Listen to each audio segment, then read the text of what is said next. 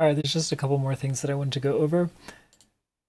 When we sum a signal with itself with some delay time, we can get boosts or cancellations.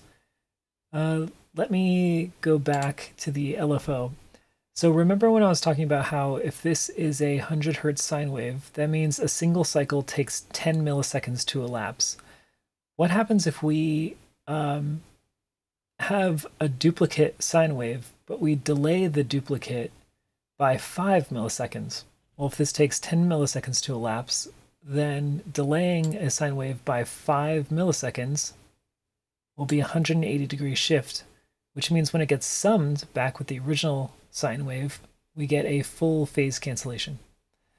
And that means with our effect, when I have a dry wet of 50-50 and I set my delay time to 5 milliseconds, I will effectively cancel out any information that has a cycle time of 10 milliseconds. Anything at 100 hertz then is going to be canceled. So let's see what that looks like.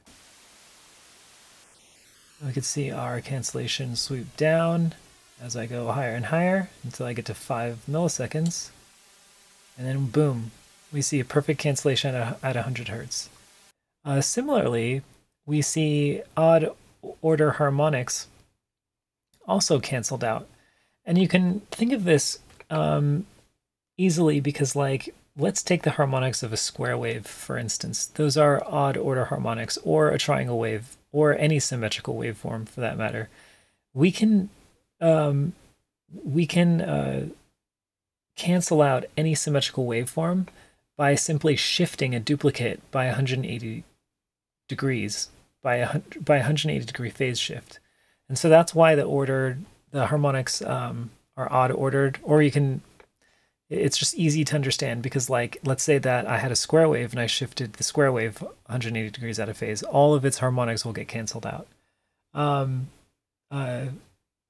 And so with the delay time, we have odd order harmonic cuts, but then we also have even order harmonic boosts. So we can see here at 200, any whole number multiple of 200 will have a boost. So 200 times 1 is 200, 200 times 2 is 400, 200 times 3 is 600, so on and so forth. I should get the same boosts at 10 milliseconds as well. So at 10 milliseconds, I've effectively created almost like a timbre at that has a fundamental at 100 hertz with odd and even order harmonics. So 100, 200, 300, 400, 500, 600, so on and so forth. So that's an easy way to think of, like, tuning the delay time with dry wet at 50-50. We know that we're creating notes with a fundamental that would be just like creating notes with by just using feedback with a noise burst. We get the same fundamental. If we just listen to the wet and then I send a little brief thing through that, again, we see 100, 200, 300, 400, so on and so forth.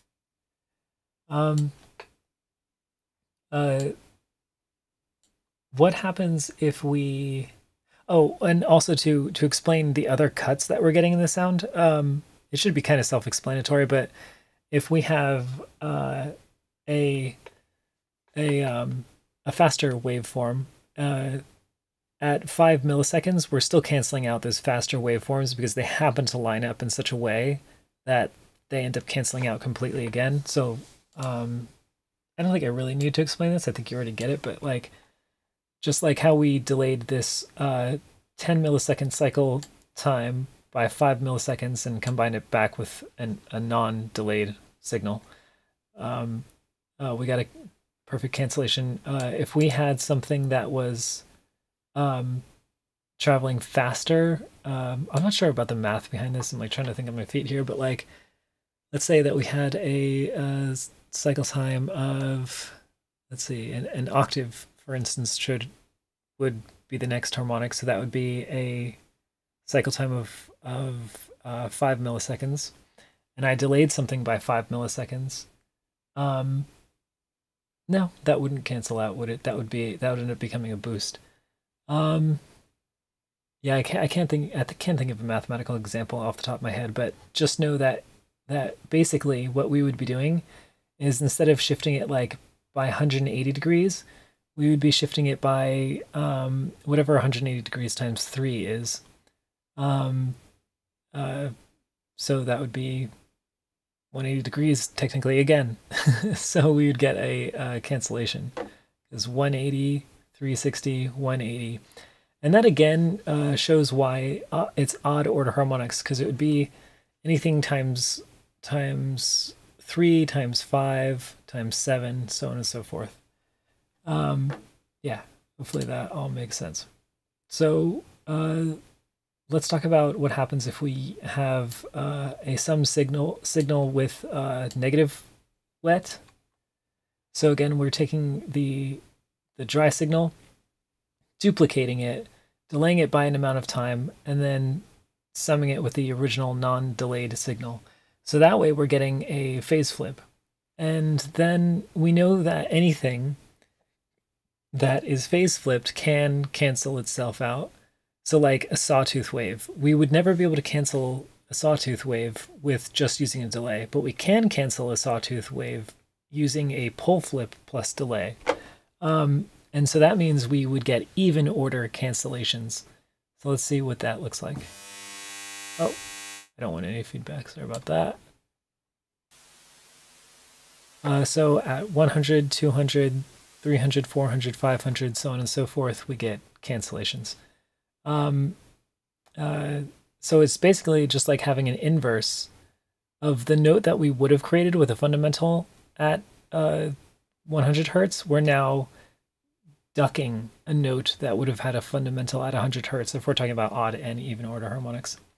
And you can also think of it as creating a waveform with just odd harmonic boosts. It's now dropped an octave at 50 hertz. 50 hertz times 3 is 150, times 5 is 250, so on and so forth. So we're creating a more like hollow timbre, more of a square wave timbre, by summing with a negative wet. And of course that would be an octave lower than what our cycle time fundamental would be if we were using positive summing. And the last thing I want to touch on this topic is with feedback, depending on the direction of feedback, or whether it's positive or negative, we'll either be emphasizing or de-emphasizing the frequencies that we're boosting or attenuating with our delay time. So let's say that we have our 100 hertz fundamental by using a delay time of 10 milliseconds summed with a non-delayed signal. So now we have 100 hertz or whatever, 100, 200, 300, so on and so forth. The feedback will now emphasize those same harmonics. And then if we use negative feedback, we'll be boosting the troughs, actually. So it doesn't make too much sense to actually use negative feedback, because then you just end up with a bunch of noise. I mean, I guess that could have its uses. I guess that could be cool, but generally, if you're using a positive direction of feedback and then you're going to want to use a positive direction of dry wet and vice versa. Yeah. So the last thing that I want to go over is the depth, since I never talked about that. Let me grab a single cycle sine wave, and let me create a feedback loop with that sustaining sine wave. Let me launch that in there. There it is.